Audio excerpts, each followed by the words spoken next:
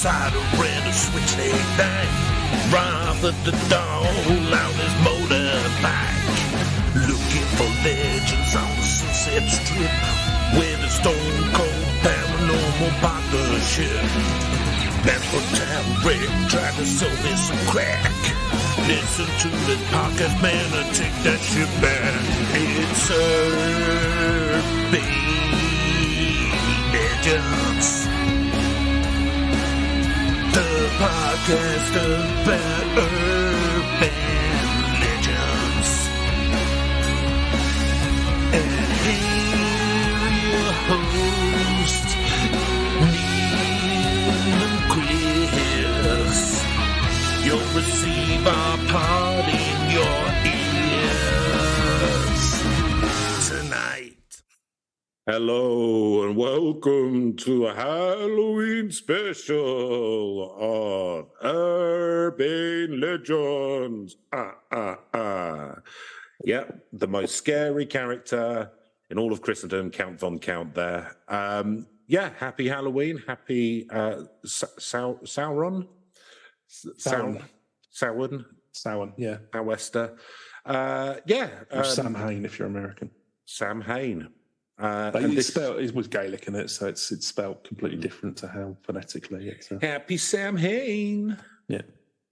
Make sure you put loads of raisins in the candy. No, I'm sure all of our American friends know how to pronounce sound, to be fair. But he's an Irish festival, and Gaelic is very confusing. I struggle even though I'm half Irish. Yeah, well, that's why they used to carve, because pumpkins aren't natural to the UK. No, it used to Ireland. Be a turnip. Used to be a turnip, yeah. It was some old Irish myth, yeah. They used to, that's because I always thought it was weird, because in the UK children's comic, The Beano, they always had, which is from, I think it's made in Dundee, the people who make it. It's called, they're called DC Comics as well, but it's not the Batman one. No, it's not. Dollar Comics or whatever that stands for, yeah. Yeah, but yeah, they would like the characters such as Dennis the Menace. Again, not the Dennis the Menace you have in America. No, it's very confusing. We had a completely separate one. They happen to have come out in the same year. It's just completely coincidental, as it turns out. I wanted a bit more of a menace, if we're being honest with you. He does actually. He's a right little shit. Yeah, he's a proper menace. I mean, he really should have been sent to military school quite a while ago, shouldn't he? Yeah, should have been in Borstal. Oh, well, I don't know, because then he would have learned to be more of a menace, Neil, because they're not good at rehabbing, are they? Well, no, but that's fine. But yeah, like they used to, at Halloween, have carved turnips instead of pumpkins. And I was like, what's that about? There you go, yeah. No, I was reading it funny. Sorry, go on. Of course, turnip are delicious, as we were told by one of the cabinet in government at the moment. British people shouldn't be expecting to eat foreign foods like tomatoes and that. They should eat British foods like delicious turnips. Turnips and tatties. That'll be a Therese coffee special, I would imagine. Anyway, I should introduce myself. I am Chris Frightening Flynn for this episode. And with me, as always, is Neil. Neil Haunted Herbert, then. Neil Haunted Herbert. Spooky names. It's not particularly good. And you are quite haunted, aren't you? You've often got haunted. You've often got a haunted look on your face. We trip over from fun terror things into just really you don't want to be running around in my subconscious. Oh, God, no. It's Nightmare of Elm Street kind of deal, isn't it? But but that mixed with Hellraiser, which I believe Hellraiser, because that was a book first, and by Clive Barker, and it was actually Clive Barker at the time was a hypnotist, and he was doing regression therapy with you. Was that right? Well, that's where he basically he used to be wanted to be like the next Proust or something, and but he wrote down all the stuff that was coming out of you. Just released it verbatim, as a scientific paper. This is a gold mine for me, and it got picked up for the film. He's had a very successful career. Have a look back, I mean, there's probably about 6 of those. They're still going. Are they still really? They can't have that. Because I think I've said this on the pod before, but there's a funny story about I can't remember his name, Doug something. He plays Pinhead. I assume he's retired now, or they just do his CGI or whatever. But latest one was 2022 now. 2022. Does it have Doug? What's his face in it as Pinhead? I can't remember his surname, Doug something. But no, I can't remember the story, but there's a funny story about him turning up to someone, you know, they all go and sign autographs, 20 quid a pop or whatever, or $20 a pop, and dressing down the guy who set the thing up, because there was about, 5 people at the event or whatever. Oh, really? Well, it's just the thing that it's got to be a bit depressing, isn't it? When you're kind of like, you're out and you got, you don't get money anymore, and you might see a few sort of residuals from films and stuff like that. So your rest of your life is just, on some trestle table signing autographs for people who are. I suppose it's a decent money spinner. I'm trying to find what his name is. He didn't play Frank the Monster, did he? No, it might be Doug Bradley. Doug Bradley, yeah, that's it. He was Pinhead. That was lead Cenobite. Yeah, that's it. This is of no interest to anyone listening to the another award-winning, but it's Halloween special. So it is a Halloween special. You're allowed to talk about scary stuff. About Pinhead and scary things like Doug Bradley. Bradley's career trajectory, terrifying things. I mean, I literally don't know. I mean, he's decent in that role, but I've no idea if he's ever done anything else. I mean, we must have done stuff pre-Pinhead, but... No, actually, it says here, I'm just reading his IMDb in the trivia bit. It says that he, 1, 2, 3, 4, it said that he was discovered working behind a counter at a Tesco's. Oh, well, there you go. So, I mean, that's kind of like the Harrison Ford thing, isn't it? He was a carpenter for George Lucas, but then his, career really took off after that. Became a very celebrated actor, whereas not so much for Pinhead. Well, he was in Star Wars: The Old Republic, Legacy of the Sith, as a voice, the video game. Oh, okay, that's voice acting's a good gig. Good at a bit of money out of that. That's the one which I'd like to do. Yeah, sitting in a sound booth, just trousers around your ankles. That's fine. No one's looking. Do some talking. Yeah. As long as you're picking it all up in the mic, it's not a problem. That was that wasn't. He was in a short in 1978, so he had a nice 10-year gap between his sort of his debutante, like a student film, and then sort of landed at Hellraiser gig, and then went to Tesco's. It's a nice little retirement plan. It is getting a cult film franchise. So so how have you been, Neil? How's your week been? I always ask you that. I don't know why. I don't really care. No, I know you don't. Thought the viewers might, though. Listeners, whatever. Listeners, yeah. I mean, they might be watching. We do this on Zoom, so we might release it one day. What, have you got the files? Stupid faces. They're all there on the cloud somewhere, I suspect. But oh dear, don't worry, we're never going to do that. We might do. Not ones that have been done so far. Yeah. Oh, yeah. Well, we could. Well, potentially, we could do one. Yeah, as like a whatever. I know you get loads of massive interest in that. Sorry, it was no. It's just getting to that time of year. The clocks have gone back. Yeah, it's raining constantly. It's raining men. Yeah, I'm kind of over it. Are you? Sadly, no. It's just raining. It's raining water. Well, water's more valuable than men. That's why we have wars over it. Well, men are 80% war, aren't they? Or was it 70% or whatever? Yeah, but I mean, it's difficult for a vampire.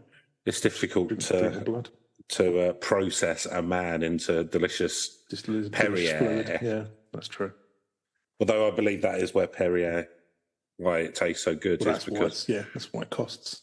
They round up the homeless of the in the Parisian night and truck them down to Alsace or something. It gives it that lovely mineral content. Yeah, exactly. Lots of minerals in a human, Neil. I would absolutely suspect Nestle would do that. I don't know if Nestle. Oh, Nestle would 100% do that. Yeah.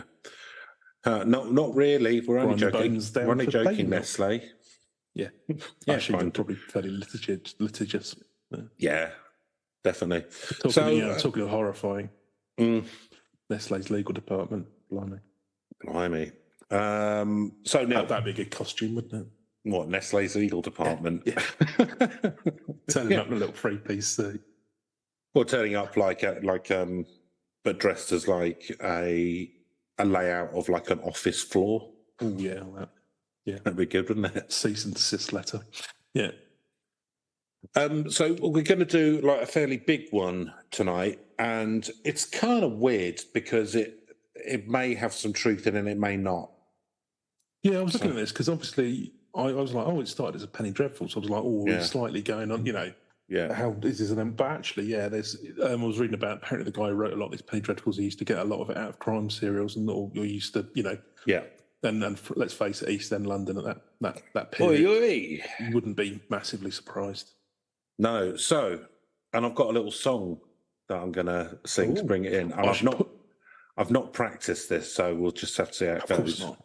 Yeah, I was going to say as well, we are actually doing this on Halloween night, so you literally, if all We're goes doing according it to plan, and releasing it.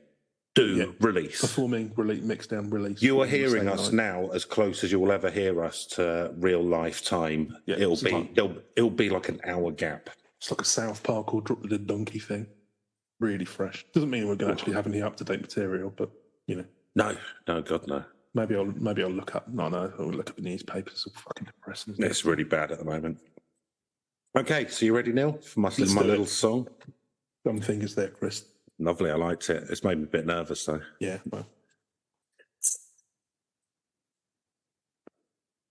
The Sweeney the Todd supplied a bit of mystery meat people thought was odd. How do you know that his clients didn't want to die? It could have been their dream to end up in a pie. The Sweeney ran two businesses at the same time, the very personification of a get up and grind. Sometimes beneath the crust there would be an ear on navel, but at that, like fucking price is going right on my table. The Sweeney the Todd. The Sweeney the Todd. I'm gonna talk about him because he is my god. What's in the pie? I can hear you mutter. Flour, a pinch of salt, your arse and some butter. When people found out what had been discovered, it took the meat pie sales 3 weeks to recover. And Sweeney was cuffed and taken to the station. Another small business caught out by EU regulation.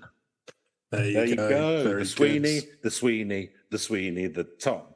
Because, of course, there was a musical done by that guy who Stephen Sondheim. No, the dressing up guy who's married to Johnny Depp, who does the kids' films. Oh, I think it's based on the Sondheim musical, though. Yeah, I know who you mean. Oh gosh, yeah, Helena Bonham Carter's husband. He's married to Johnny Depp. Oh, sorry, yeah, no, he's. Oh, blimey, what's his name? He did Batman. Tim Burton. Tim Burton, yeah. God, my brain is really. It's great, Neil. It's good stuff. So, yes, we're going to be talking about the Sweeney the Todd. As Neil said, the sort of earliest thing about it was in a penny dreadful, which presumably people know what they are. They were little short stories that people would sell for a penny around the streets of London, which were often kind of like horror stories, and there'd be like vampires. Do you know what? Actually, the first. I believe the first use of the word Cockney was in a penny dreadful. Really? Yeah, the earliest found use. I reckon it was in use before, but the earliest printed version was maybe a printed version. Yeah, yeah. It was like it was something like a Cockney's adventure. Yeah, because it would have. I mean, a lot of people didn't use slang in kind of. Certainly any serious literature. I do remember Victor. Well, most people in the East End would have been illiterate, let's be honest. Yeah. And still are. Of course not. It's all big silly lights these days, isn't it? And Frappuccinos, the East End of London. Oh, yeah. Anyone from the actual East End's been pushed out to Dagenham. Yep, they're all in Essex now. Yep. All right, Kat. Okay, so I'm going to start off, and hopefully there's been any article I have to read from an article because it's a spooky night, Neil. Ooh. Do you know what? It's when the veil's at its thinnest. Oh, it is at its thinnest, and there's they can cross over. And I would ghosts and the ghouls. I would also like to point out the fact that you're wearing a very thin veil today, aren't you? Because diaphanous is how I describe this. You're dressed as a belly dancer, of course, for this year's Halloween parade. No, it's completely unrelated. Just going to dance with the seven veil. It's very thin. There's not a lot left to the imagination. And for some reason, it's wet. Well, moist is how but yeah. Do you know what? Like, when they say, because I was really nervous about the song thing, because, I'm a very nervous man. Yeah. And it helped me because, they say you should try and think of seeing your audience naked or whatever. Yeah. That's not a problem, is it? Not a problem at all with you, no. Yeah. Barely a thread on him. Exactly, yeah. So, it's from the Mail Online. I don't like the fact I've even clicked on it. Apparently, Sweeney Todd was an immigrant. So that's... there should be some interesting quotes from Braverman then, presumably, but yeah. So here we go. Revealed. The truth about the real Sweeney Todd. Oh, okay, the real one. So this was from 2008, so it's in conjunction with that film coming out. So it says... Oh, okay, yeah. A new film tells the gruesome story of the demon barber of Fleet Street who turned his clients into meat pies. Ghoulish fiction. It was the lady who turned them into pies, was it? Oh, I don't know. Well, he was part of the process, wasn't he? Yeah, I suppose. I think you sort of... Yeah, probably taking it a bit seriously. No, he didn't make the pies. Don't underplay her role in this. It was a pie lady. Yeah, exactly. So, ghoulish fiction, recently found evidence suggests otherwise. On a late March afternoon, the London drizzle and fog made it seem as if night had already fallen. A lone figure paused outside a church in Fleet Street, pulling a gold-braided hat over his eyes and wrapping his expensive cloak around him. Mm-hmm. Something caught his attention. The flash of metal in the candlelight of a filthy shop. Its window was dirt encrusted, but through the grime a notice could be made out. Easy shaving for a penny. That's value for money. It's not bad, is it? It's either that or I spend it on a penny dreadful. Yeah, and breathe all about it. I think I'd shave, probably need one. Would you? Well, I don't know. Penny dreadfuls are entertaining, aren't they? I haven't got telly in that. That's true. So... The pennies I've got, I suppose. Huh? You've got one. You've got one penny. What are you doing? Now, answer. Penny dreadful. Good. The stranger ran his hand over his stubbly chin. It was 1785, and he had arrived in London early to do business and was to stay overnight. Perhaps he should smarten himself up. Why not? The proceedings of the business deal were folded in his wallet. Who knew what the evening would bring? So he'd done his business. He'd got some proceedings of the business deal, i.e. bit of cash money, bit of walking around money. Okay. And he's thinking, what's the evening going to bring? Smarten up. Yeah, I'm down the East End. Yeah. Get some opium. Go to some knock-in shops. Indeed. Get some delicious bathtub gin down my neck. We didn't know. Might have been down the Molly House. Well, the Molly House is the same as a knock-in shop. No. It's Oh, really? Well, okay. depends on how you're knocking. Expertise. Yeah. Huh? Depends on how you're knocking. So you're saying that knocking shops are more... I imagine one would be more for clientele who wanted a lady, and a Molly House would be for a gentleman who prefers the company of gentlemen of the evening. Oh, is that what Molly House is? Yeah. Okay. Remember that. So, minutes later, the man... What was in 18th century or 17th century London, I don't know about. Probably not a particularly contemporary. Anyway, yeah, so... It doesn't matter. People haven't come here to find that out. Or maybe they have. Maybe they have. Maybe they have. Maybe they have. You know. So, minutes later, the man settled back in the barber's chair. But not for too long. At the throw of an unseen lever, the seat tipped backwards and the floorboards in front of his feet rose up, the ceiling spinning. He was flipped out of the chair and into the cellar below. His neck was not broken by the fall onto the basement stone floor. Sweeney Todd, the barber, would slit his throat with a razor. You think he'd be doing the throat slitting before he's in the chair? Yeah. Yeah, but I guess that's quite in view of the public. Yeah, I don't know. So the man was stripped of his money and his flesh. along with 160 others. His body was sliced up and used in bags. I might get rid of the evidence. And a So, nice little Neil, side hustle. For sure, it's a bloodthirsty tale, which touches on one of mankind's most primal fears, that of being killed and eaten. That's not... Is that a primal fear for you? Getting killed, yeah, that'd be a problem. Once I've been killed, I'm not really that fussed. Doesn't matter, does it? Fill your boots. But this forerunner to Hannibal Lecter and a serial killer far surpassing that of the Yorkshire Ripper also had a morbid attraction. We're not keeping score here. Yeah, we are. It's no shitman, I'll tell you that. Sweeney Todd's name is seen in the Victorian penny dreadful newspapers and in 19th century melodrama, complete with his own catchphrase, "See how I polish him off." I didn't know that was his catchphrase. Yeah. "See how I polish him off." Whereas we wash boobs. Who's he saying that to? Because he probably breaks the fourth wall. Little Rick. "See how I polish him off." Nice. In modern times, the Demon Barber's Tale has been adapted first as a Stephen Sondheim musical and now a Tim Burton film starring his wife Johnny Depp and Helena Bonham Carter, their child. Yeah.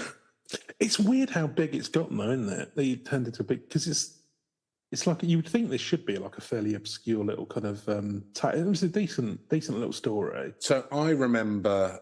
So I've not like I remember my first hearing of this was there was on Channel 3 on ITV there used to be GMTV and they had Roland Rat. Oh, okay, yeah. So he referenced the Sweeney Todd murders, did he? Yeah, nice. Yeah. They had like that, you know, like Roland. So Roland Rat was like a puppet rat, right? And turn you into the pie.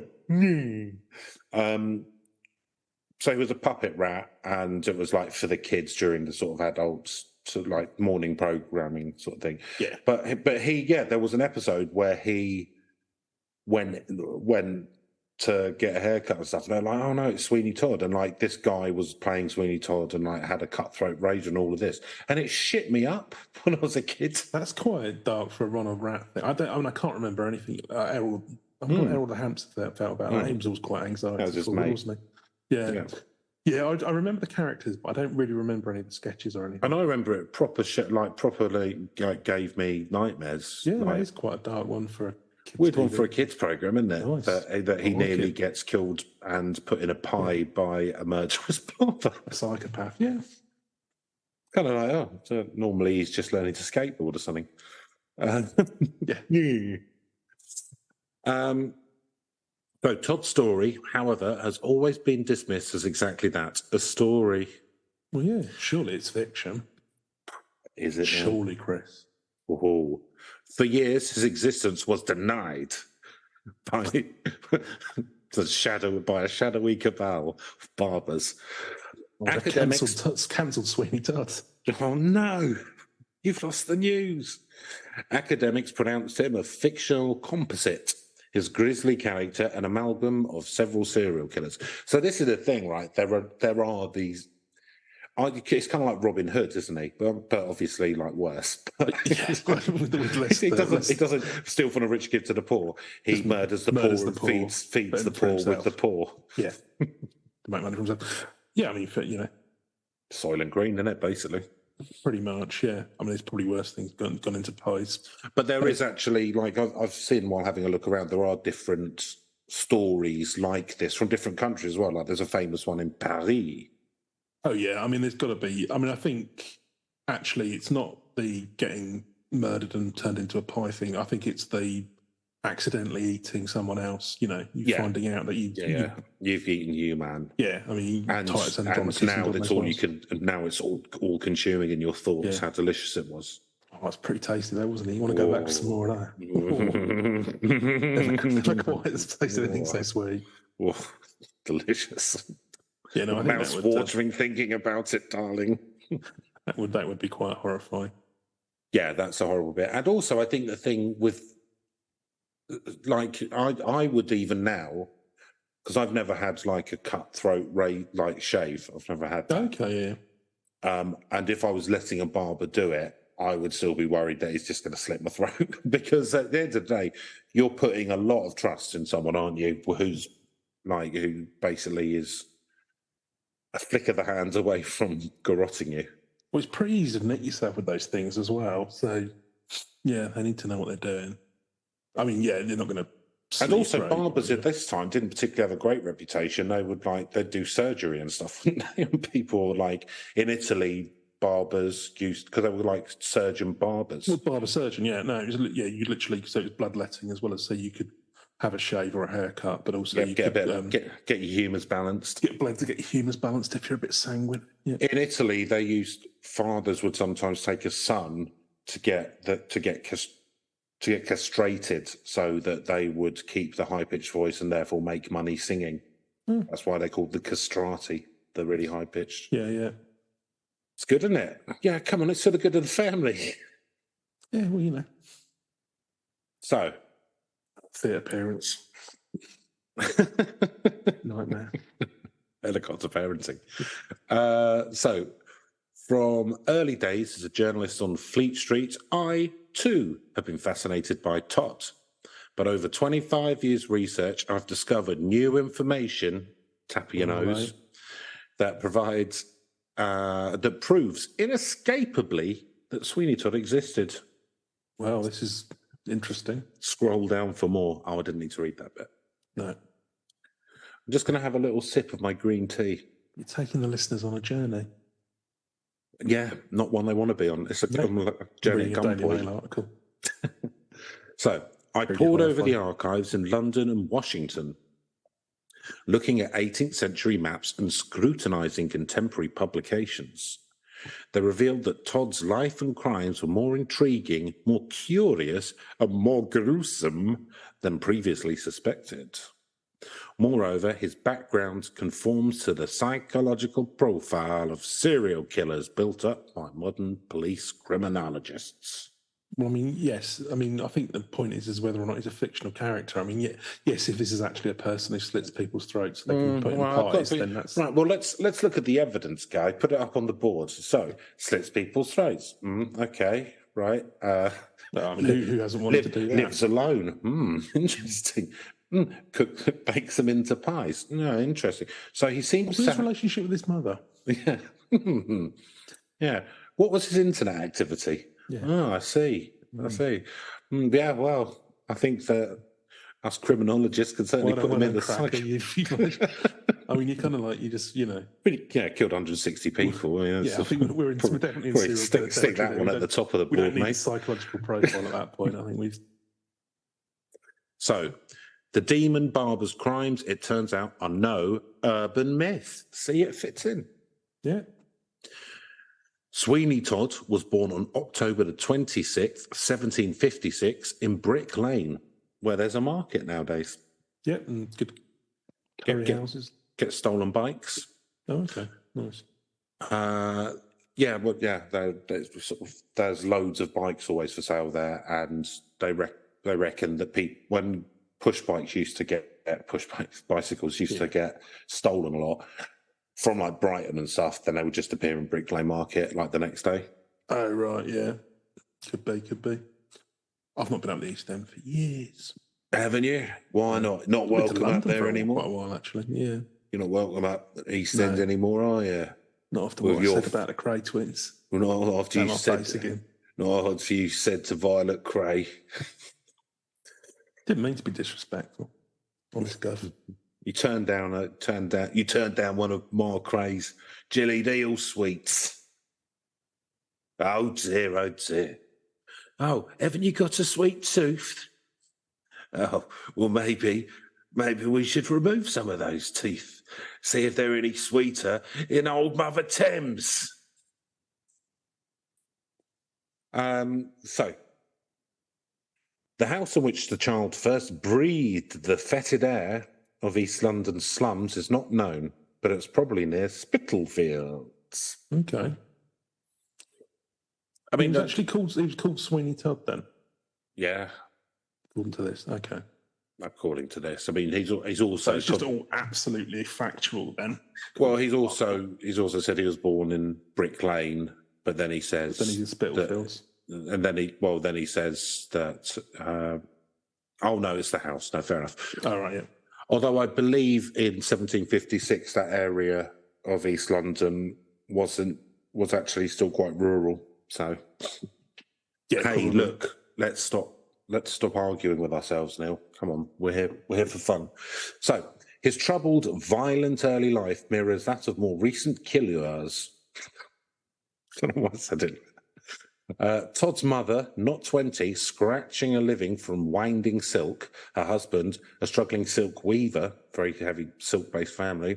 You shouldn't put all your eggs in the silk basket. That's the lesson I'm taking out of this. You shouldn't put all your silk eggs. With a serial killer son. This is what's going to happen. Well, he was a struggling silk weaver, and he was a drunk who beat his son and his wife. Well, you turned to drink, wouldn't you? You've got a serial killer son and a silk trade that's going down there, yeah. Todd said later... She'd have gone into cotton. Todd said later, my mother used to make quite a pet of me. I was fondled and kissed and called a pretty boy. I used to wish I was strong enough to throttle her. What the devil did she bring me into this world for?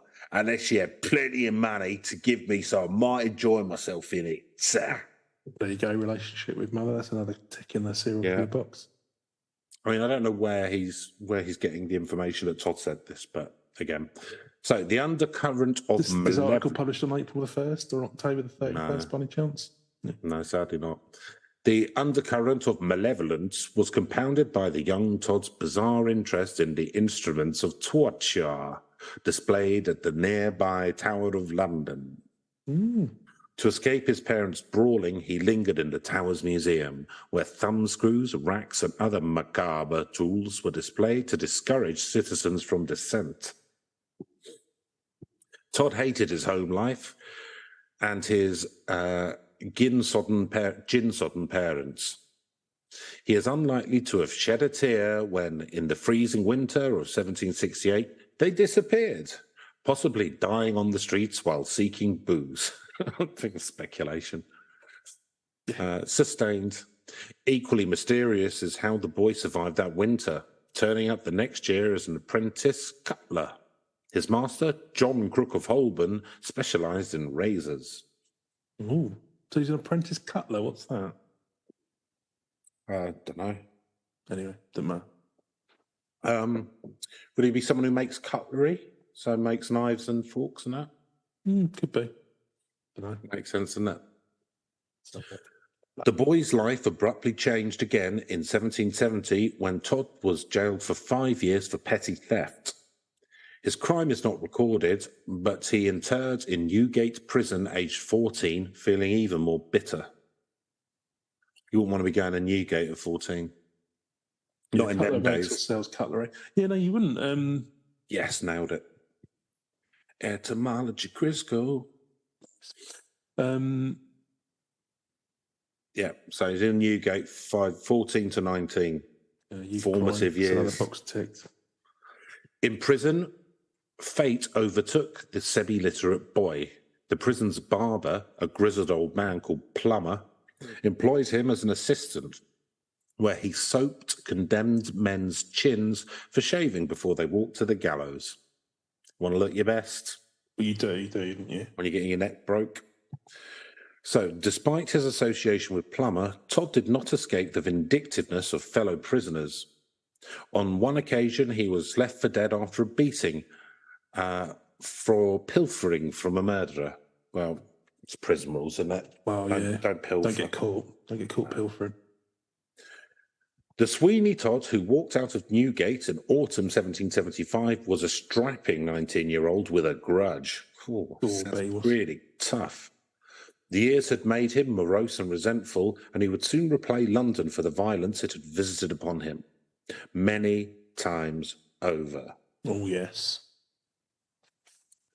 With his new skills, Todd made a good living as a street corner barber. I missed that. I was going to say, assume he doesn't slit all of their throats, because not to start that wouldn't with. be good for business, would it? Well, it depends. What do you get more money for? barbering or pieing. I suppose you're robbing them as well, aren't you? And you're robbing them. But there'd be a certain point. I know that, like, probably in the East End, the police weren't up to all that. The Bow Street Runners. Especially, yeah. But I would have thought after the 100th one doesn't walk out, you're going to start seeing a pattern, aren't you? Well, I mean, it's like presumably the neighbours. Not my problem. Yeah. We don't talk to the cops around here. Fuck off, plods. Yeah. So, within 5 years of leaving prison, he had earned enough to open a shop near Hyde Park Corner. There, the barber was helped by a young woman who he referred to as his wife, despite never marrying, and who bore the brunt of Todd's growing rages. Oh dear. Already, the signs were there in the barber's behaviour. Criminal psychologists now believe violence in the home is an early indicator of a propensity towards murder. They rehearse brutality Anything behind... about how he used to torture animals? No, none of that. When he was a kid? No, okay. No, so I don't reckon he was. No, he probably wasn't then. Yeah. I think he was all right. Yeah. Just 179 unrelated accidents. I've got to get this chair fixed. Oh, if only somebody had invented a safety razor. These things are so sharp. Not another one. Oh well. Just got terrible Parkinson's or something. Yeah. Well, he didn't know, does he? He just got, just don't know. Wasn't treatable back then. What are you going to do? You got a pile of meat sitting there. You might as well turn it into a pie. Wow. Mrs. Miggins, it's what they would have wanted now. Yeah. You can't, there's a lot of hungry people out here. Yeah. Meat's a rarity. George IV scoffing it all down the pavilion or whatever. I must have a rhino stuffed in an elephant. Because he's eating swan or something, though, isn't he? He's not. Yeah.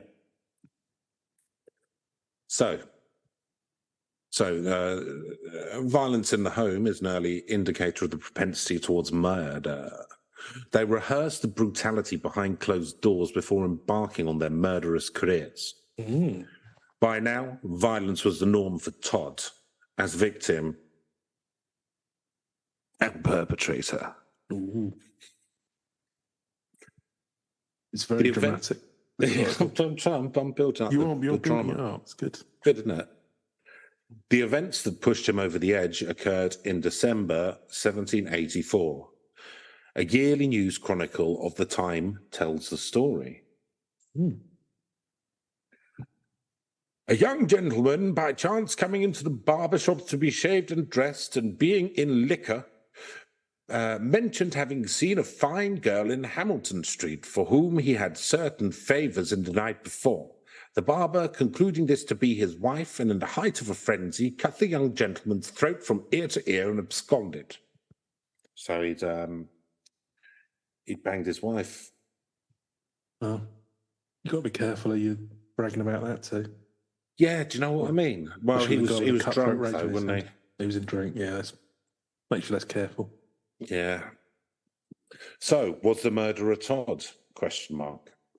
We cannot be certain. But he said after his arrest many years later, "My Thurston was a young gent in Hyde Park Corner. Slit him from ear to ear, I did." There is, however, no disputing where he next came to light. Fleet Street. Ooh, with all the newspapers. Nice. Shame you didn't get Murdoch. He owns a lot of the Fleet Street rags. Talking of terrifying characters. Yeah. Talking about pulling the strings from beyond the grave. There, he would combine the ingenuity of a cutler with the skills of a barber to embark on an era of bloodshed unique in British criminal history. London at the time was a perfect setting for Todd's misdeeds. Policing was in its infancy, and human life were cheap. Yeah. With the stench of poverty, illness, and debauchery enveloping the crowded city. Fleet Street itself was little more than a huddle of taverns, mean dwellings, exhibitions, and freak shows. Sounds all right. Sounds all right, doesn't it? It's a nice night out, that. want to bring that back. I'm suppose there's not any newspapers there anymore either, are there? We could maybe have our podcasting Christmas party there. Yeah, that's a good idea. Hang around a freak show. Well, we've got to be careful when we hang around the freak shows. Just in case. I assume that we'd be on display, but yeah, that's what I mean. Like, yeah, we're both quite naive, aren't we? Come in here, sir. Come on. And then suddenly you're caged. Yeah. So the exact location of Todd's shop is disputed. I believe it was at number 186 Fleet Street, behind the St Dunstan's Church. Its position is in direct line to Bell Yards on the other side of the church, where the pie shop was placed, the 2 points linked by many passages. Mm-hmm. As I was completing a new edition of my book on Todd, the London filmmaker Tom Whittier added an intriguing piece to the jigsaw. He had located old plans of the tunnels, which satisfied him that this labyrinth made communication between Fleet Street and Bell Yards feasible. He invited me to visit the underground chambers, and it was not difficult to see how they might have served Todd's purposes. So, there's actually a tunnel between the two. Joined basements. Mm-hmm. What would have been the reason for joining basements back in them days, Niels? Could be all sorts of reasons. They might have been used for different things. They might have been ferrying stuff across. Don't know. I guess if Bell Yard, so it's called Bell Yard, so a yard would normally be just a place where goods were delivered, wouldn't it? Yeah. And then so maybe there was, so people could move the goods under the shops or whatever. Because the streets were very crowded, and also people would just nick all the stuff. It's all possible. Todd paid £125 for the lease on a dilapidated shop and advertised his dual role of barber and surgeon with a white pole striped in red. The words Sweeney Todd, barber, were painted in fat yellow letters above the door. Nice. I keep getting images of John Thor, I'm going to say as well. Do you? It's Those related. of you who don't know, he starred in a thing called The Sweeney. Sweeney Todd was slang for the flying squad. It was like a police show in the 70s. For those of you who don't know, you're probably most of our audience. So, the 18th century barber was both hairdresser and doctor, as we discussed earlier. People went to him for minor bodily complaints, and some barbers were even surgeons and performed small operations. See, I'd quite like that. I'd like to be able to go to, because I've got a skin tag under one arm. I'd quite like to be able to go and just get it knocked off. Yeah. But you can't do that at the barbershop anymore, can you? No. It's health and safety gone mad. Oh, just red tape and regulations. Ugh. So the white on the pole represents a bandage for which the patient was bound after the operation. Sweeney Todd's window displayed jars filled with coagulated blood and rotten teeth. Yeah, so you definitely got your teeth done at the barbers. These were to advertise his skills at pulling teeth and bleeding clients. A lot of people are kind of like, they'd like to go back, time travel, but I think the past would be pretty horrible. By and large. I mean, yeah. Depends where you're going to... I think it depends on where you end up and like what... how high in society you are. Do you know what I mean? Yeah, but I mean, you'd want to... So if you went back to 1750s London or whatever, you'd want to go and look round, wouldn't you? Yeah. And I imagine that everyone would stink. There'd be shit everywhere. Oh yeah, their teeth would be falling out. Like, I mean, you look at like videos from the 70s, and people who are like 20 look like they're about 50. Yeah. So, like, imagine what it's like back then. Yeah, and everything. Yeah, I mean, even up to the 80s, everyone just smoked indoors all the time. So it's just like, yeah.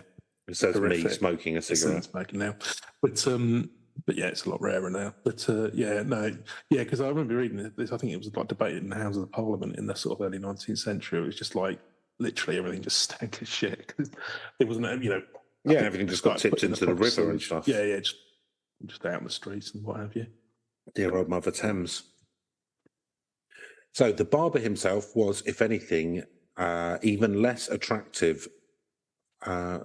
The barber himself was, if anything, even less attractive than his rundown shop. Accounts describe him as sullen, with heavy eyebrows, and a hard mouth and pugnacious features. The gentleman, You want some? The Gentleman's Magazine said in 1853 there was also something very sinister about him with a pale face and reddish hair. At times he was like some hobgoblin, his strange dark eyes agleam with greed and cunning. Although, is this after the fact? Yes, yeah, 100 years I always thought there was something... Like 100 years later, yeah. Yeah. There's been like 5 generations since then. You didn't meet him. Yeah. The second killing, ascribed to Sweeney Todd, was committed in Fleet Street. An article in the Davy Current of April 14th, 1785, reported the murder of a young gentleman who had fallen into conversation with a man dressed as a barber. It said, the two men came to an argument, and all of a sudden the barber took from his clothing a razor and slit the throat of the young man, thereafter disappearing and was seen no more.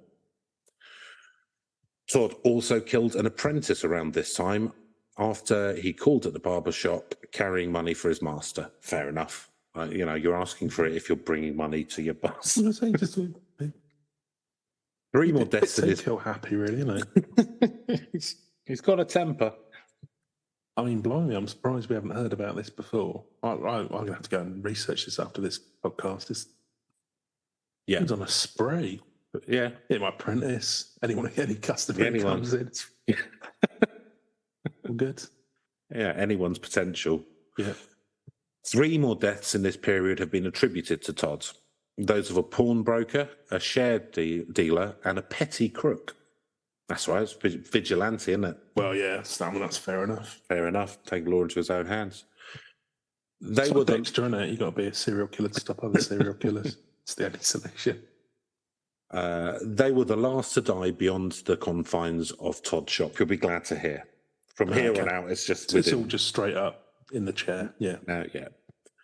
By now, he had the means to kill and rob with greater certainty on his own premises. His revolving chair. He was working on his catchphrase as well. Yeah, which I can't remember. No. I bumped him off or whatever it was. Kind of want to go back and find it now. Oh, don't worry. See how I polish them off? Oh, right, yeah, there we go. Polish them off. His revolving chair, so that's like Will.i.am has in The Voice, isn't it? Or something like that. Do you reckon that was based on Sweeney Todd? Sweeney Todd, yeah, absolutely. Yeah. I know. I'm sure Will.i.am was a big fan. He is a big fan because he's artistic, isn't he? So he's got flair. He likes to pull influences from all over the shop. 1 minute it's Afrobeat, 1 minute it's Sweeney Todd, 1 minute it's disco. Doesn't matter. Beautiful. As long as it's soulless, it's fine. What are you talking about? It's really soulful. The device with a seat on either side of movable... the device with a seat on either side of a movable square of floorboard was possibly inspired by a waxworks exhibition in Fleet Street where revolving machinery made wax figures kick out at frightened visitors. So he had there was a chair below and a chair above, and it would swivel. So there'd be a replacement chair down into the basement. So it's not tilting back and people are siding off, and then the chair flips back up, like the chairs in Thunderbirds. It's like there's a chair below and a chair above, and it goes. Oh right, okay, very Bond. Yeah, very James Bond. There is only one authentic account of a victim being murdered in the chair, recorded in an incomplete handwritten document. The report was made by a man whose father had been killed by Sweeney Todd around 1798. Thomas Shadwell, a watchman at St Bartholomew's Hospital, was also robbed of a gold pocket watch, later recovered from 186 Fleet Street. By now, Todd was dissatisfied with the money and valuables he had amassed from his victims. The barber thought of a better way to dispose of their bodies, and he found the solution in a young widow called Mrs. Lovett.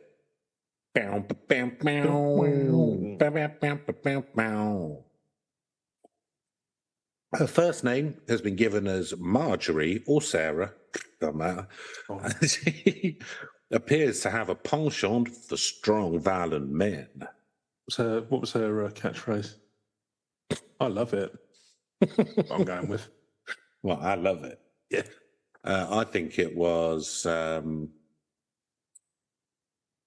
forget the gravy. There you go. Equally good. That's how I polish them off. Don't forget the gravy. Nice. So, it is surprising to some. About a third of a book, yeah. Yeah, it's all right, isn't it? It's surprising to some that Todd should have had lovers. The cliche of the serial killer is that of the lonely... Ladies like a bad boy, don't they? Oh, yeah. Tell me about it. I'll fix him. Oh, that's why I always fall into the friend zone. Not bad enough, Neil. Oh, dear. Nothing to do with my terrible personality and horrific looks. So the cliche of a serial killer is that of the lonely Norman Bates figure. No, you see, I don't think that is because I sort of think of most serial killers as being slightly sexually deviant as well. Oh, yeah, and also, can be reasonably charming. I mean, the Norman Bates figure is a made-up character. That was made up. Sweeney Todd. I think it might have been based on someone because it was, you take someone like, different strokes for different folks, isn't it? But yeah, you take someone like Ted Bundy or Ed Gein, they were getting it on the rag. But tell me about it. Makes you wonder, doesn't it? Have I made the wrong choices? I'm not getting it on the rag now, that's for sure. I'll have to buy my own meat. So, but the multiple murderers... murderers... Price of groceries these days. I know. 10% inflation, mate. Yeah. People are I'm starting to go in the shops and looking at the person behind the till and they turn into like hams and stuff like in a cartoon. So, but multiple murderers often have wives or girlfriends, such as Ian Huntley with Maxine Carr, Ian Brady with Myra Hindley, and Peter Sutcliffe was married. Whatever the dynamics of their relationship, Todd sensed a kindred spirit in Lovett. The attraction between the big ugly man and the buxom widow was also, without doubt, strongly sexual. Dun, dun, dun, dun. After their moments of intimacy, which legend tells us followed a successful murder and the preparation of flesh for pies, Lovett may well have found her lover's coarseness irritating, but the gruesome relationship prospered. Serial killers usually repeat their methods. Todd did exactly that after his initial murders. He would cut off the arms and legs and slice the soft flesh from the torso. This would be added to the meat stripped from the limbs, plus the heart, liver, and kidneys. So that's good, healthy foods. Yeah. Yeah. Well, they're using all of the animal as well. So that's organ meat's good meat, isn't it? Yeah. And put in a box for carrying along the tunnel to Lovett's bakery beneath her shop. There it was made into meat pies that were so popular with her customers. The bones were left to rot in a disused family vault underneath the church. It was the smelling of rotting flesh from St Dunstan's that was the undoing of Todd. The Daily Courant reported the dreadful Charnel House sort of smell. Charnel House, yeah. Charnel House, was that like an abattoir? Yeah, I think so.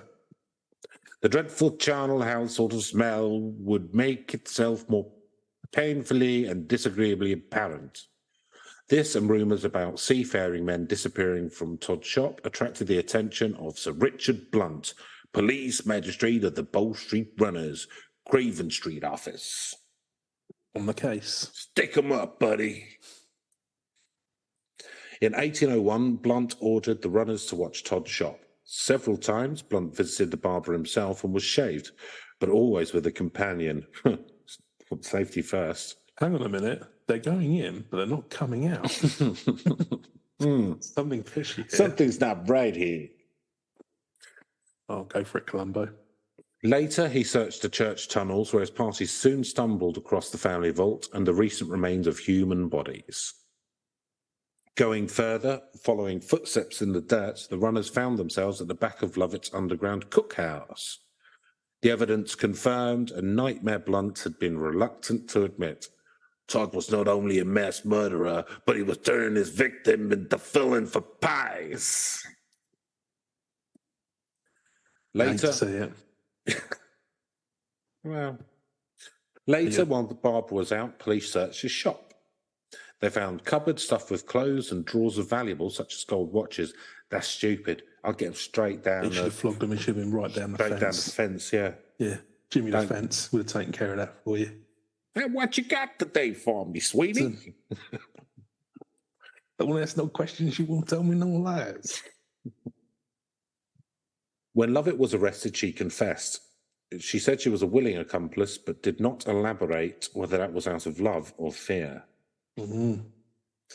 Blunt and his men then... Maybe a bit of both. Oh, so close, aren't they?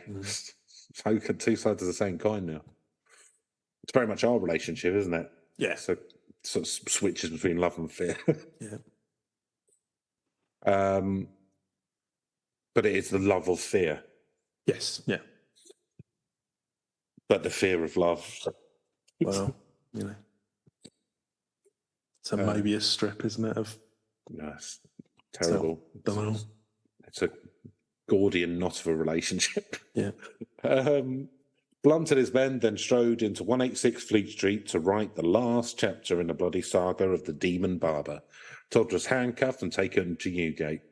Back to Newgate. London was gripped by stories of the pair's crimes. Crowds gathered in Fleet Street and Bow Street, anxious to hear the latest gossip. But as Blunt busied himself preparing the evidence for the trial, he received crashing news. Lovett had killed herself with poison, probably bought from a guard. Corruption. The coming prosecution overshadowed the Christmas of 1801. The Daily Courant predicted it would be one of the trials of the age. And so it was, a comprehensive report in the Newgate Calendar's show. Subtitled The Malefactor's Bloody Register, the Newgate's Calendar Weekly accounts of sensational trials, presaged modern crime, presaged? Presaged by, yeah. Modern crime reporting. Oh, right. But yeah, so, you know. Before. Came before, yeah, or, you know. It's... Hey, Neil, do you know what? Every day's a school day and I'm learning since. Presaged modern crime reporting. I think that's how you pronounce it, anyway. Treating highwaymen and other criminals as celebrities. Predictive of, but yeah. Its reports proved beyond doubt that Todd existed.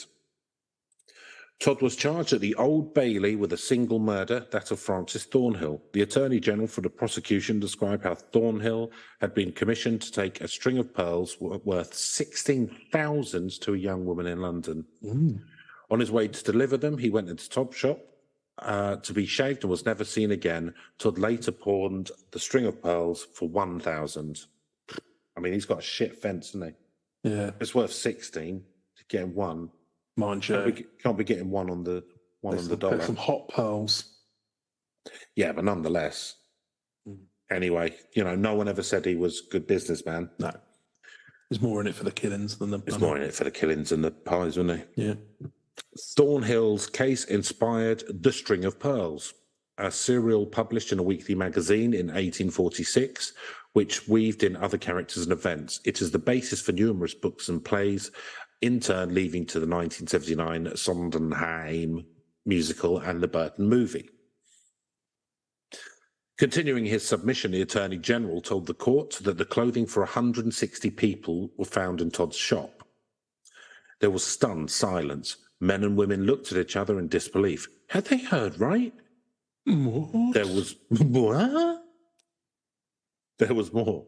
The prosecution was able to prove a leg bone found in the church vault belonging to Thornhill. A surgeon, Sylvester Steers, who treated Thornhill for a fracture, recognised the bone as his patient's. Oh, that's his bone. That's good. The jury conferred for less than 5 minutes before delivering a guilty verdict. Yeah, look at the state of him. Huh? Look at the state of him. He's going down. Yeah, dear, it is just pugnacious. Pugilist face. Yeah. Pandemonium broke out as the judge struggled to restore order. Then, says the Newgate Calendar, all eyes were turned upon the most dastardly criminal of the age, Sweeney the Todd. who stood in the dock glaring at the foreman of the jury. Now, I should really send you to prison, but you seem like a decent fella. But I've had a lovely luncheon with my daughter-in-law. So, in the spirit of that, it is Christmas after all. Don't do it again. So, the sentencing of criminal in 1802 did not require the judge to withdraw first. He simply took out his black cap and placed it over his wig before delivering the death sentence. You cannot expect that society can do otherwise than to put out of life someone who, like you, has been a terror and a scourge. After his execution, the facts about Sweeney Todd were rapidly distorted. Most accounts said he was hanged at Tyburn, the infamous spot for dispatching highwaymen now occupied by Marble Arch. In fact, execution ceased at Tyburn in 1783. Well, there you go. Instead, Sweeney Todd was taken from his cell in Newgate on the morning of January 25th, 1802, and hanged on a portable scaffold in front of a crowd of thousands. He was 46 years young. Oh. No. Even in death, there was a final sickening irony. Todd's body was taken down after hanging for an hour and carried to the Royal College of Surgeons in the Old Bailey for dissection. The demon barber himself was polished off, butchered for the benefit of the nascent medical professions. It seems doubly appropriate that he should end his days as a pile of flesh, bones, and offal. Hey! Oi! Oh, it's not Stick like it in the family. pie, is it? Boom. So that's the Sweeney the Todd. Well, I'm surprised it hasn't come out before. So if it didn't seem like it'd take a lot of research. If that was like some huge trial and all the rest of it.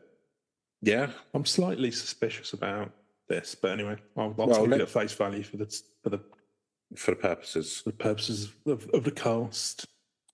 So, there is your Sweeney the Todd. Has it made you? Do you cut your own hair, don't you? Or the council does it or something? You don't go to barbers.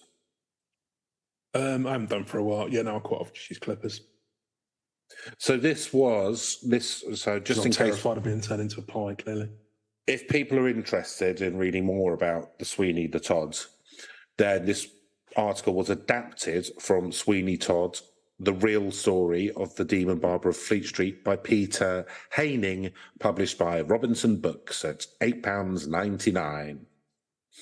So, if you want to read more about it, get a bit more details. I think probably you've learned all you need to from us, really. Apparently, it was all true according to that. Yeah, and he was actually called Sweeney Todd as well. Yeah, weird, isn't it? Well, there you have it.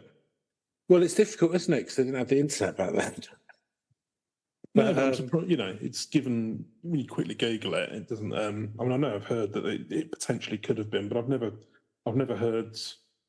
So it's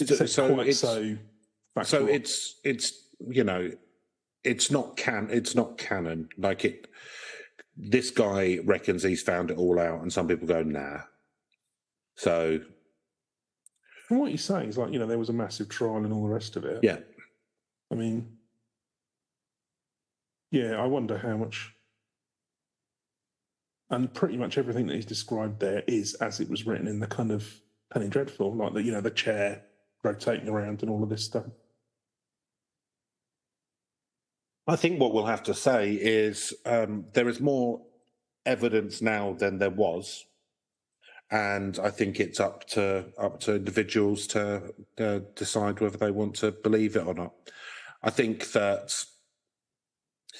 maybe there was the person, but it's also like a bit of an amalgamation of other stuff as well, or maybe a lot of stuff got accredited to this one person, as kind of tend to happen at the time. Yeah, because I'm just having a quick look on something here, and they're saying there were some cases that were similar in France and the Swedish person. Yeah. Northern France. Apparently also in Martin Chuzzlewit, Charles Dickens' book, he talks about rumours of cannibalistic pastry chefs, but that was after the string of pearls had come out, so he's obviously referencing the Penny Dreadful. It's obviously a popular one. Well, he was terrible at ripping people off, wasn't he? I'm sure, yeah. And obviously, there's been lots of plays about it. There was it was kind of during the kind of great age of playhouses. There was lots of plays. One of the earlier recordings was in 1932. Recorded, and it's recent. Well, in 2013, it was released digitally. And there's obviously been the films, the recent one, but then also Bloodthirsty Butchers from 1970, which was like a Hammer horror kind of thing. Sweeney Todd, the Demon Barber of Fleet Street, a film from 1936. A silent movie in 1928. I mean, there will be loads of films and kind of like... Yeah, so it's quite big, isn't it? Quite a big story. Yeah, and I was going to say, I just looked up here because, I mean, depends on who you want to believe, really, but historydefined.net, it was like, another theory was put forward some years ago proposing Todd was a real-life character who committed his crimes in London around 1801 before being arrested and executed on 02, but the book in question has been found to have been largely based on largely falsified evidence. So take that as you will, whether that's referring to the same book or what have you. Who knows? Who knows? But let's go through our scoring system now. That's why it's fun, though, isn't it? It's definitely a big one. It's definitely a big one. Yeah, definitely a big one. Apparently it's sometime musical and everything. Spookiness, Neil, on this hallowed of all of the Eanes. Yeah, I think this is... You've got two lots of spookiness in this one. So as I say, there's, it's not so much being turned into pie, but just, going in for a shave and then having your throat cut. Or just, I don't know what the whole thing is, where you suddenly get... Well, the idea being that hopefully the person breaks their neck. Yeah. I mean, just suddenly, go into a shop and then suddenly realise you're being thrown into a serial killer's den. That's pretty It's when you're most vulnerable, isn't it? Yeah, exactly. When you're most vulnerable, when you're in a shop.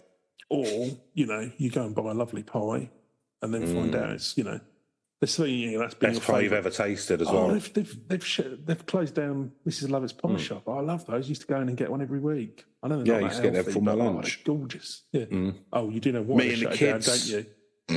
Do I want to know? You know, it's like, you've been eating. Yeah, no, that'd be pretty awful. So yeah, it's very spooky. I think it's. I'm wondering if this is going to be my first 10 for a spookiness. I think I'm going to give it a 10. Wowzers. I think, that is the thought of either of those things happening, the fact that it's got both those components. I think it's, I think it's a really good one. And that's from you, who, as a Catholic, has eaten the flesh of Christ. Yeah, well, obviously that's transubstantiation, so that's a miracle, Chris, but yeah. No, it's the same thing. Says you. Look, I'm no theologian, right? I'm a street theologian. All right. Well, that's sausage. So, it is quite spooky. I mean, there's nothing paranormal. He's just a fucking nutter. But it is. It's kind of like if you lived around there, it'd be like, this has been happening underneath our noses, and it could have been any of us, and that kind of thing. It's kind of like. Actually, the notion of going in to do something regular and it turns out that you end up with a serial killer, that's. Yeah. So I think, it is. And, I agree. And also, in those times, let's be honest, being of Irish descent, we would have been working on the docks in the East End. Yeah. And probably would have been eating pies. Yeah. So we would have been...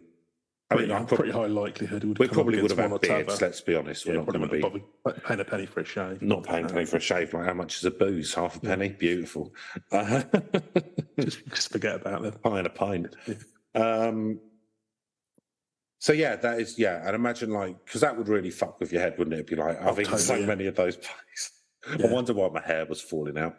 Because there's that thing, isn't there, that because of I can't remember what, there's some enzymes or saying if humans eat human, then you get really ill. It's with the nervous, if you eat part of the nervous system. So especially there was someone studied a cannibalistic tribe, I think it was called Kuru disease or something like that. But it's like a relation of Creutzfeldt-Jakob disease, or VSC that they had in cows, mad cow disease they used to call it. But yeah, they were originally, I think when I came across that, it was a tribe. They used to there was some cannibalism because they would eat brains and stuff as well. Yeah, it was basically a prion disease. It's So you don't want that either. No, you don't. So I'm going to give it because it lacks paranormal. I'm going to take a little bit. He didn't come back from beyond the grave. No. To continue, so I'm going to give it an 8. So far as we know. So believability, tough one, isn't it?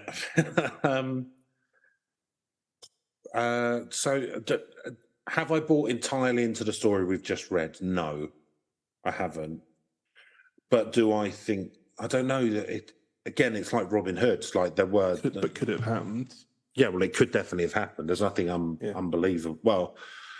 The scale of the crime is the unbelievable part, rather than the 170 just gets a bit silly. But and there's James Bond chair. Yeah. I mean, there's nothing inherent to say you couldn't do it. I'm not suggesting you do, but you could. And it was a very violent time, and every period's going to have psychopaths and. In that period, like there was basically no police or anything. So, so I'm going to give it. So because I don't entirely buy into the story we've just heard, I'm going to give it an 8 for believability now. How about you? Yeah, kind of similar with me. And I think life probably was cheap in the East End in those days, but I think like some of these clients are well to do enough that I'm not convinced it's that. I think it's more a case of. Like if you're, very lower class, or you're sort of like, if you're a sailor or something, then you'll wear certain things off on shore leave, don't they? Whatever it might be, then then people might be that, that would gone missing, whatever. But somebody's like can have a string of pearls worth whatever. I mean, obviously that's probably some of these things are more of an embellishment, but you would have thought if people are that kind of like or whatever, then they're not going to be going and paying for a shave. Anyway, so. But no, I mean, there's nothing inherently unbelievable about any of it. And obviously, I'm very sceptical that this so-called evidence is true. But and as you say, it's all just a bit too like the amount of them, the fact they got away with for so long. It's all just a bit too neat. But having said that, there's nothing in it that isn't, it's just a bit too fantastical. But I mean, all of it is within the realms of a possibility, potentially. So yeah, I think an 8 for me as well. So narrative premise now. Well, it's been turned into various movies. And you've got it all there. I think it's the thing that sort of like plays against the believability slightly. It's all just a bit too tidy. But yeah, I think it's you can tell by the fact that it's been turned into so many movies and musicals and what have you. It was obviously, and it's whether it's based on elements of a real case or whatever it might be, whether that was in London or elsewhere. The fact that just what was a penny dreadful, which the kind of things that people would expect to throw away, it's been turned into so many things, and it's a story that kind of resonates with people because I think it's got a really strong hook. So pretty much you can play on that. So yeah, it's going to be another 8 for me. All right, yeah. So I parrot what you've said, and also like the. So there would have been stories about murderers and stuff like and all that kind of thing, but the it's not commodification really, but the sort of lack of any care around the sanctity of the human body and just turning it into pies, kind of it. Do you know what? Like that feels to me like that very much comes out of. Because at the time it was the Industrial Revolution and people were being used, as disposable assets rather than there being a sanctity of the human body. So maybe there's something to do with that within the story. Do you know what I mean? Maybe I'm going a bit too deep. But you can turn it into Bertolt Brecht play or something, or some Marxist. But yeah, like the disposability of the So I'm going to give it I'll give it an 8 because there could be more speedboats and stuff. So Reach, well, it's a big one, I think. So I don't know how big it is globally, so that's going to take points off for me. I don't know if I said to someone in Malawi, have you heard of Sweeney Todd? Then they would have. But I don't know. Am I setting the bar too high? Because they might not have heard of Loch Ness Monster. I think you could say. I mean, exactly. It's like, you know, I think you probably, most people would have. I mean, in fact, it's not quite the same as Loch Ness. But yeah, but having said that, it's like, yeah, you know, I think you've used that as an example. That pretty much there's nothing where everyone's Bigfoot, Loch Ness Monster. There are tens, and then so I think it. I don't think it falls. I think it's close. So I think, you know, with all of the media and stuff, and the fact it's been around for a few hundred years, I'm going to give it a 9 for each, Neil. Yeah, same reasoning, really, to be honest with you. And I think the same score for me. So it's maybe not completely up there with Bigfoot and stuff. I don't know. The fact that it's, you know, intended to musicals and all the rest of it, most people would have heard of it one way or another. You know, in English-speaking countries, as I say, obviously, you know, out the Philippines or what have you, I've no idea. Maybe not. But well, the film was probably released there, wasn't it? So well, yeah, but you know, there'll be so certainly it'll have reached a lot of countries around the world because of that kind of reasons. But you know, not necessarily everyone would have heard of it, and of course, everyone's got blind spots. So yeah. But yeah, 9 for me as well. That's an overall score of a massive 68 out of a possible 80. One thus far, isn't it? More or less. Got to be up there. So if you want to let us know about any demon barbers or anything, you can contact us at Legends Urbane on the Twitter X things, or email us at urbane.legends.pod@gmail.com. I know you won't. If you get a chance, leave us a star rating or a comment on Apple or whatever you're listening.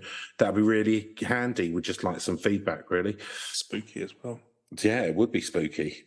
Spooky Halloween feedback. Why not? Get the spirit of it.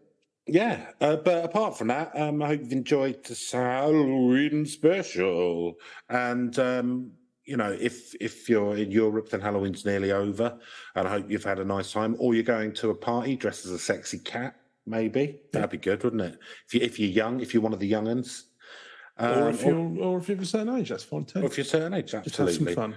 Or even if you're just sitting back with your cup of Horlicks, watching a spooky film with maybe a lover or just a companion. However you're choosing to enjoy. Or if, like me, you're going to sit on your own and play Farming Simulator 22 on your PlayStation, that's also fine. It's all fine. And if you're in America, you know, you'll go crazy for it. So I hope you'll have a nice time. Maybe you're dressed as Sweeney Todd. If so, let us know. Send us a picture to the X Twitters. That'd be nice. We'll give you a shout out. We'll honestly give anyone a shout out if anyone says anything. Had a load of pictures in. But we'll be back at the usual time on Thursday. So this is just an additional one because we're feeling Halloween. Well, not feeling Halloweeny, but it's Halloween. So enjoy your time, and we will see you at the usual time on Thursday. And take care and check your candies for poison and razor blades. Previous episode. So take care, everyone. Goodbye. Goodbye.